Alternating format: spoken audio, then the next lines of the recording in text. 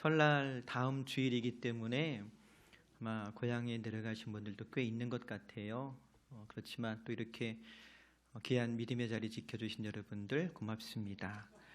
오늘은 변화주일이라고 주부에 기록이 되어 있지요. 쉽게 좀 표현하자면 예수님께서 변화산에 올라가셔서 변화된 것을 기억하는 주일입니다. 복음서의 기록 보면 그 옷이 광채가 나며 세상에서 빨래하는 자가 그렇게 희게할 수 없을 만큼 매우 희어졌더라라고 적고 있는 걸 볼 수가 있는데, 만약 주님께서 우리나라에 오셨더라면 빨래해서 희게 만든 옷으로 변화되기보다는 예쁜 한복으로 이렇게 또 변화되지 않으셨을까 하는 생각도 해봅니다. 비록 변화주일, 부활주일이나 성령 강림절이나 성탄절만큼 크게 지키는 주일은 아니에요. 그렇지만 이 변화주일을 통해서 꼭 기억하고 또 고백해야 할 것이 있기 때문에 교회는 지난 2000년 동안 이 변화주일을 기념해 왔습니다. 하나는 무엇이냐면 변화산에서 주님께서 변화하신 것, 사실은 그것은 예수님께서 하나님이시라고 하는 것을 나타내 보이신 사건입니다. 그래서 변화산에 오르셨을 때에 예수님 좌우편에 누가 서 있었더라고 적고 있지요? 모세와 엘리야, 구약을 대표하는 두 선지자가 있었다라고 적고 있고요. 제자들은 그 변화산에서 예수님을 통해서 하나님의 영광을 경험했던 것입니다. 그리고 또 한 가지, 이 변화산 사건이 있기 직전에 가이사랴 빌립보에서 주님께서 제자들에게 물으세요. 사람들이 나를 누구라 하느냐? 그리고 너희는 나를 누구라 하느냐라고 물으시지요. 그때 베드로가 뭐라고 대답합니까? 네, 마태복음 16장 16절 보니까 주는 그리스도시요 살아계신 하나님의 아들이시니이다. 이 고백 위에 주님께서 교회를 세우시겠다라고 약속해 주십니다. 그리고 이때로부터 주님의 발걸음이 본격적으로 예루살렘을 향하기 시작합니다. 다시 이야기하면 이때로부터 십자가의 길이 시작이 되는 거예요. 그래서 변화주일 지키고 나서 오는 수요일 날부터 뭐가 시작이 됩니까? 사순절이 시작이 됩니다. 이 사순절은 부활절 이전에 주일을 뺀 40일의 기간을 가리킵니다. 교회는 지난 2000년 동안 이 사순절 기간을 참회와 절제 그리고 기도하는 시간으로 지켜왔습니다. 그리고 사순절이 시작되어지는 수요일을 성의 수요일이라고 부르고요. 또 이 성의 수요 예배 때는 이마에 제를 바르는 전통이 있기 때문에 제의 수요일이라고도 부릅니다. 오늘 수요일 날에는 이 사순절의 시작을 알리는 성의 수요 예배를 함께 드릴 건데요. 과거에는 이 사순절 기간 참회와 절제의 의미로 금식하는 전통도 있었습니다.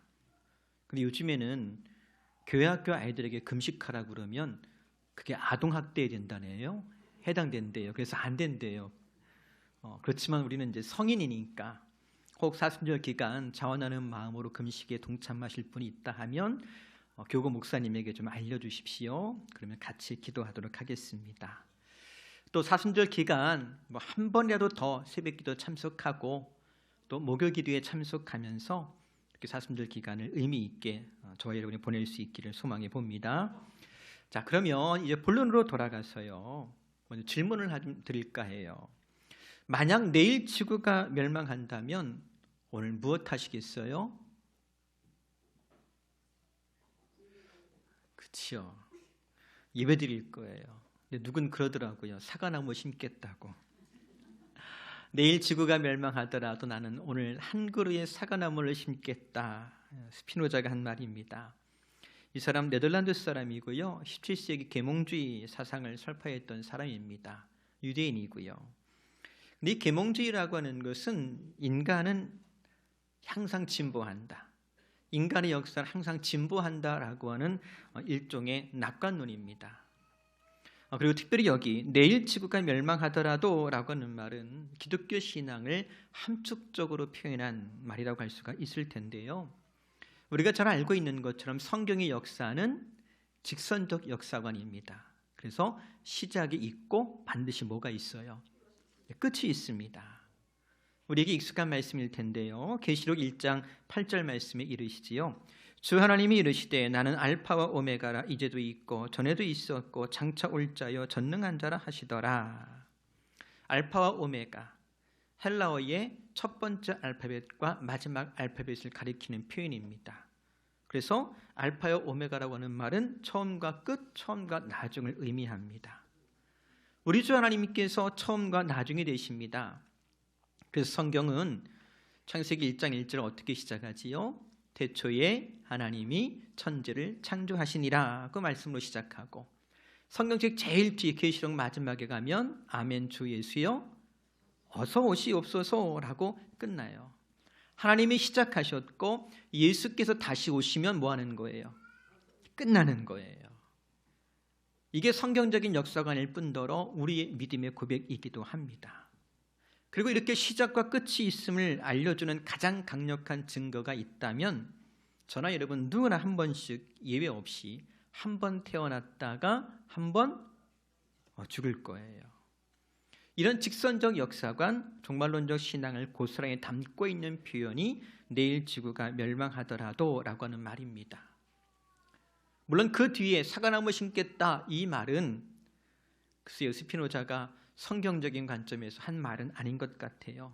도리어 하나님의 역사에 순응하기보다는 나는 내 갈 길 가겠다 이런 뜻으로 말한 것 같은데, 한 번 더 생각해 봅니다. 그래서요, 나는 정말 내일 지구가 멸망한다면 무엇 해야 될까요? 성경교전편에 본다면 내일 주님 오신다면 나는 오늘 뭐 해야 될까요? 또 바꿔볼까요? 내일 내가 주님께서 부르셔서 이 땅의 삶을 끝낸다면 난 오늘 뭐 해야 될까요?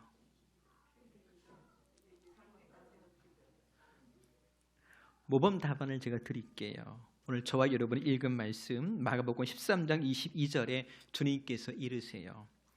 같이 볼까요? 1번 뭐하라? 2번 네, 그때가 언제인지 알지 못합니다. 그래서 여러분, 저와 여러분은 내일 주님이 오시든 혹은 내가 주님께 부름받든 늘상 하던 일 계속하십시오. 1번 주의하시고요, 2번 깨어 있으세요. 특별히 저와 여러분이 읽은 성경책 보면 그 깨어 있으란 말 뒤에 각주가 달려 있을 거예요. 그리고 밑에 뭐라고 적어놨냐면 어떤 고대 사본에서는 기도하라라고 기록했다라고 적어놓았을 겁니다. 그래서 깨어 있으라고 하는 말은 무슨 뜻이라고요? 기도하라는 뜻이에요. 맞습니다. 예수 믿는 사람은 매일매일 어떻게 살아가느냐? 주의하여서, 즉 정신 차리고 늘 깨어 기도하며 살아갑니다. 그러니 설령 내일 지구가 멸망하더라도 성경적 표현으로 좀 바꾸어서 내일 주님 오셔도 혹은 내가 주님께 부름을 받더라도 우리는 깨어 있을 것이고 기도하는 중에, 예배하는 중에 주님 맞이하게 될 줄로 믿습니다. 그렇다면 한 번 더 생각해 봅니다. 왜 주님께서는 주의하여, 즉 정신을 차리라고 말씀하셨고 늘 깨어 있으라고 이르셨을까요? 간단합니다. 마지막 때가 되면 어떤 일이 있느냐? 정신을 혼미하게 하는 일들이 있을 것이기 때문입니다. 또 한 가지, 마지막 때가 되면 기도, 즉 예배를 방해하는 일들이 있을 것이기 때문입니다. 오늘 저와 여러분이 다 읽지는 않았지만 사실 마가복음 13장 전체가 그 마지막 때에 대해서 한 편의 설교처럼 구성되어 있는 걸 볼 수가 있습니다. 그 마지막 결론을 저와 여러분이 읽은 거예요. 비록 짧은 시간이지만 저와 여러분이 마지막 때를 살고 있지 않습니까? 그렇지요? 당장 주님이 내일 오신다 해도 이상하지 않을 겁니다. 당장 내일 내가 주님께 부름받는다 치더라도 전혀 이상하지 않은 시대에 저와 여러분이 살고 있잖아요. 여전히 우리는 정신을 차리고 깨어 기도할 것입니다. 이를 위해서 마태복음 13장 말씀을 통해 주신 주님의 당부 두 가지를 좀 함께 생각해 보고 싶습니다. 첫째는 무엇이냐면 교회와 성도는 하나님의 역사의 증인임을 잊지 말기를 바랍니다. 이 마가복음 13장 말씀 처음 시작할 때 1절과 2절에 보면 이렇게 시작을 합니다. 1번 예수께서 성전에서 나가실 때 제자 중 하나가 이르되 선생님이여 보소서 이 돌들이 어떠하며 이 건물들이 어떠하니이까 예수께서 이르시되 네가 이 큰 건물들을 보느냐? 돌 하나도 돌 위에 남지 않고 다 무너뜨려지리라 하시니라. 지난주에도 설교하면서 잠깐 이야기했습니다만 제자들은 성전에 왔을 때 어떤 마음으로 왔더라고요? 네, 구경꾼의 마음으로 왔다고 그랬어요. 오늘 말씀도 보세요. 선생님, 이 돌들 좀 보세요. 굉장하지요? 어마어마하지요? 멋있지요? 아름답지요? 구경꾼의 마음으로 왔기 때문에 지금 무슨 이야기하는 거예요? 구경꾼 같은 이야기를 지금 하고 있는 거예요. 하지만 주님께서는 어떤 마음으로 성전에 오셨더라고요? 주인의 마음으로 오셔서 성전을 다 둘러보셨어요. 그리고 결심한 듯 말씀하십니다. 이번 너희가 보는 이 큰 건물이 다 무너질 것이다. 주님의 관심은 사람의 손으로 지은 건물, 그 성전에 있지 않으셨습니다. 늘 주님의 관심은 사람, 특별히 믿음의 사람, 하나님의 사람에게 있었던 것을 보게 됩니다. 그래서 1번, 예수께서 성전에서 나가실 때, 원어서 성경 보면 그가 성전에서 나가실 때라고 기록하는데요, 이 말씀은 구약 성경 에스겔 10장 18절의 말씀을 기억나게 하는 표현이에요. 여호와의 영광이 성전 문지방을 떠나서 그룹들 위에 머무르리. 에스겔이 환상을 보았는데요, 하나님의 영광이 성전을 떠나는 것을 보았어요. 하나님의 영광이 성전을 떠나버렸어요. 이게 어떤 일일까요? 근데 마치 그처럼 주님께서 성전을 나가실 때, 이 말은 그냥 예수님께서 해 떨어질 시간 되었기 때문에 성전 문 닫기 전에 성전 밖으로 나가셨다는 의미가 아니고요, 성전의 주인 되신 예수님께서 성전을 떠나신다는 표현으로도 이해할 수가 있을 겁니다. 그렇게 주인께서 성전을 떠나시고 나니 그 성전의 존재 의미가 있겠어요? 없겠어요? 없지요. 그래서 말씀하십니다. 성전은 무너질 거다. 사실 유대인들에게 성전이 무너지면 세상이 끝날 것이라고 하는 신념이 있었어요.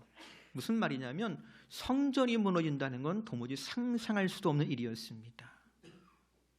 하지만 실제로 주 70년 로마 장군 티투스에 의해서 예루살렘이 함락당하고 성전이 무너졌습니다.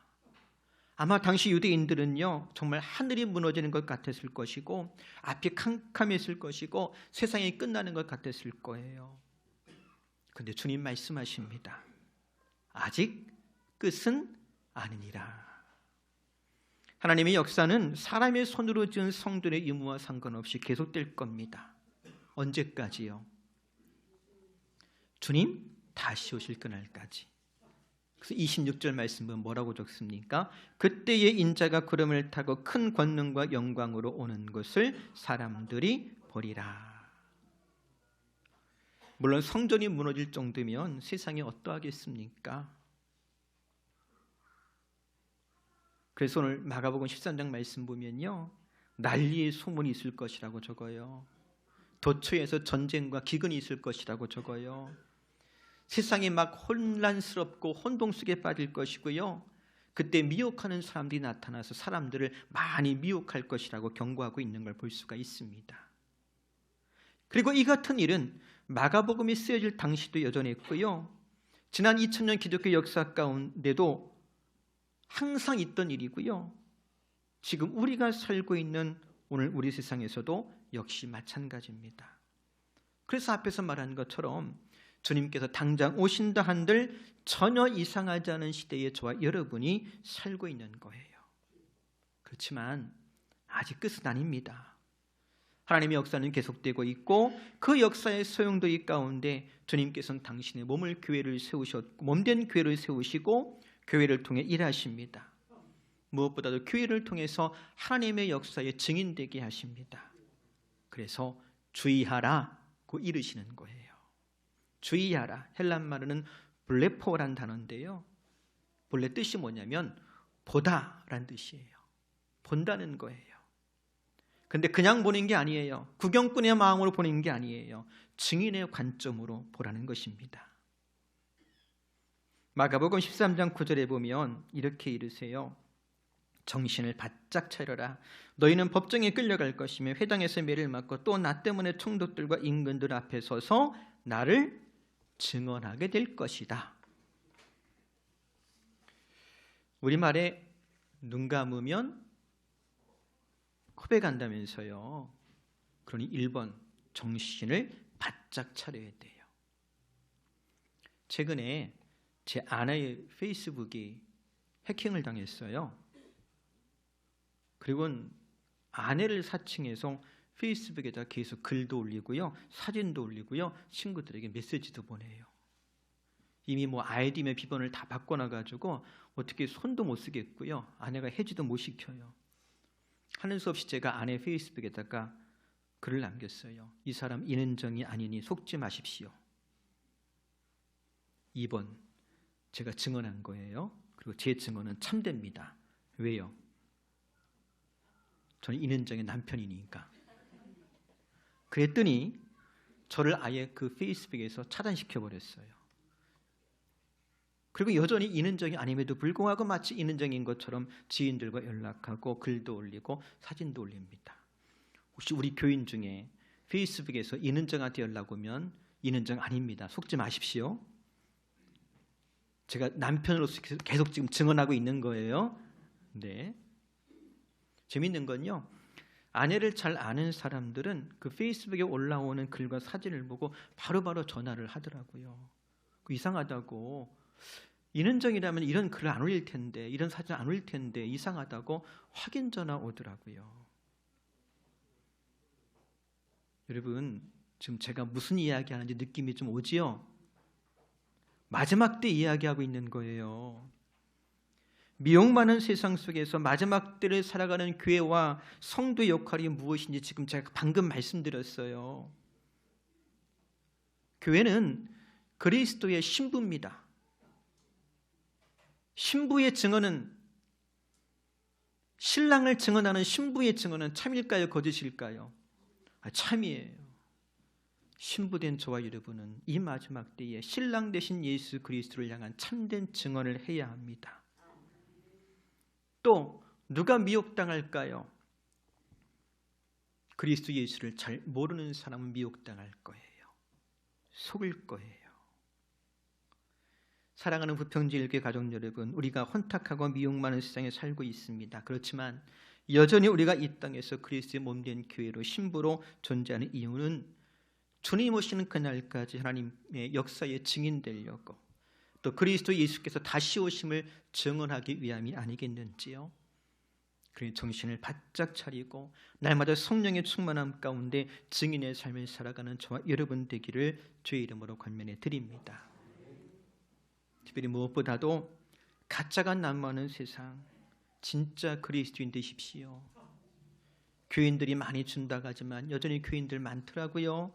근데 그냥 교인 되지 말고 거듭난 그리스도 예수의 사람, 하나님의 사람 되어서 날마다 삶으로 그리스도 예수를 증거하는 저와 여러분 될 수 있기를 바랍니다. 두 번째로, 이 마지막 때는 어떻게 살아갈까? 뒤돌아보지 말기 바랍니다. 끝까지 견디기 바랍니다. 14절 말씀 보면 이렇게 적어요. 멸망에 가증한 것이 서지 못할 것에 선 것을 보거든 읽는 자는 깨달을진저 그때 유대에 있는 자들은 산으로 도망할지어다. 1번, 멸망에 가증한 것이 서지 못할 곳에 선 것을 보거든. 이게 우리에겐 좀 해석이 필요한 문장인데요, 유대인들은 이 말을 금방 알아들었을 거예요. 이게 무슨 얘기냐면 다니엘서에 기록되어 있는 황제의 신상을 세우고 거기에 절하라고 강요받았던 그 사건을 언급하는 내용이에요. 유대 역사 가운데 이런 일들이 여러 번 있었습니다. 기원전 167년 시리아 황제 안티오코스 4세는요, 예루살렘 성전 안에다가 제우스 신상을 세워놓고 돼지머리를 올려놓고 거기다 절하게 만들었어요. 부정한 짐승인 돼지를 갖고 와서 성전을 오염시키고 더럽히고 거기에다가 유대인들을 절하게 만들어서 유대인들의 신앙을 모욕 준 거예요. 또 예수님 시대의 본디오 빌라도는요, 총독이 되어서 예루살렘에 들어올 때에 독수리 깃발에다가 황제의 얼굴을 새겨가지고 들어왔어요. 예루살렘은 거룩한 도성이기 때문에 우상에 관련된 건 들어올 수가 없어요. 그런데 그렇게 들어온 거예요. 혹은 예수님 시대의 로마 황제였던 가이우스 칼리굴라는요, 자신의 흉상을 성전 안에 세워놓고 거기서 절하게 만들었어요. 또 로마 장군 티투스는 70년 예루살렘을 함락시키고 수많은 유대인들을 학살한 다음에 성전에 들어가서 군사들과 승리를 자축한 일도 있었더랍니다. 그리고 이런 역사적인 사건들은 하나같이 어떤 공통점이 있느냐? 신앙을 버리도록 강요하는 고통의 때를 의미합니다. 그런데 이런 일들이 비단 유대인들에게만 있었던 것은 아니지요. 기독교 2000년 역사를 되돌아볼 때에 믿음을 버리라는 요구와 핍박이 없었던 시대가 있던가요? 오늘 우리 시대도 마찬가지잖아요. 저와 여러분 한 사람 한 사람에게 믿음의 도전이 있습니다. 하나님과 세상 사이에서 선택을 강요받을 때가 있고요, 기도 생활과 예배 생활을 중단할 것을 요구받을 때도 있을 거예요. 이것이 마지막 때 현상입니다. 그래서 2번, 산으로 도망할지어다 라고 이르세요. 단순히 핍박을 피해서 도망치라는 뜻이 아닙니다. 이 표현은요, 소돔과 고모라가 하나님의 심판을 받을 때에 천사가 롯의 가족에게 이른 말이 있어요. 어떻게 도망하라고요? 뒤돌아보지 말고 도망하라고 하는 그 말씀을 연상하는 표현이에요. 즉 마지막 때 세상에 대한 미련을 버리고 뒤돌아보지 말고 약속의 말씀 붙잡고 앞으로 달려가라는 말씀으로 이해할 수가 있을 겁니다. 사람의 뇌는요, 이 머리는 신기한 게 나이가 들수록, 시간이 지날수록 그 과거에 힘들고 어려웠던 기억조차 추억으로 미화시키는 경향이 있대요. 생각해 보세요. 우리 권사님 장로님들 10대 때, 20대 때 참 힘들고 배고프고 어려웠던 시절 있지요. 근데 지금 40년, 50년 지난 다음에 뒤돌아보니까 어때요? 그러시더라고. 그때가 좋았어. 근데 그게 맞는 것 같아. 하나님이 그렇게 잘 만드신 것 같아. 왜냐하면 40년, 50년 지났는데도 여전히 그 아픈 기억이 생생하다면 사람이 살겠어요? 잠이 제대로 오겠어요? 근데 하나님께서 우리 뇌를 그렇게 만들어 놓으셔가지고 얼마의 시간이 지나면 그 아프고 힘든 기억도 미화되게 만들어요. 추억처럼 기억나게 만들어요. 그렇지만 옛일을 추억한들 되돌릴 수 있더라 없더라? 되돌아갈 수 있더라 없더라? 없어요. 우리는 앞으로 중단 없이 표대를 향해서 믿음의 길을 걸어가야 할 줄로 믿습니다. 그래서 사랑하는 성도 여러분, 지난 일에 매이지 말고 뒤에 미련 두지 말고 주님 다시 오실 날을 소망하는 중에 믿음으로 전진하기를 바랍니다. 깨어 기도하고 주님 오시는 날까지 참된 예배자의 모습으로 살다가 주님 맞이하는 저와 여러분 될 수 있기를 주의 이름으로 권면해 드립니다. 말씀 정리합니다. 오늘 우리가 마지막 때를 살아가요. 여전히 주님 다시 오심을 기다리며 살아가는 우리에게 주님께서 두 가지 당부하십니다. 주의하라, 깨어 있으라. 우리가 주의하며 깨어 있어야 될 이유는 분명합니다. 우린 주님 오실 그날까지 하나님의 역사에 증인되어야 하기 때문입니다. 또 한 가지, 우리는 사람의 손으로 지은 성전이 아닌 하나님을 예비하는 성전이 되었기 때문입니다. 우리 주님께서 영광 중에 다시 오실 때 충성된 사람으로 그리고 신실한 예배자로 주의 영광에 참여하는 저와 여러분, 우리 교회 될 수 있기를 다시 한번 주의 이름으로 권면해 드립니다. 기도하겠습니다. 하나님, 우리가 마지막 때를 살아갑니다. 주님이 이르신 대로 주의하며 깨어있기를 원합니다. 성령의 인도하심 속에 주님 오시는 날까지 그리스도의 신부로 증인의 삶을 살게 하시고 중단 없이 예비하는 중에 영광의 주를 맞이할 수 있게 하옵소서. 우리를 새 성전이 되게 하셨고 그리스도의 몸된 교회에 사명을 주셨사오니 잘 감당하게 하옵소서. 예수님의 이름으로 기도합니다.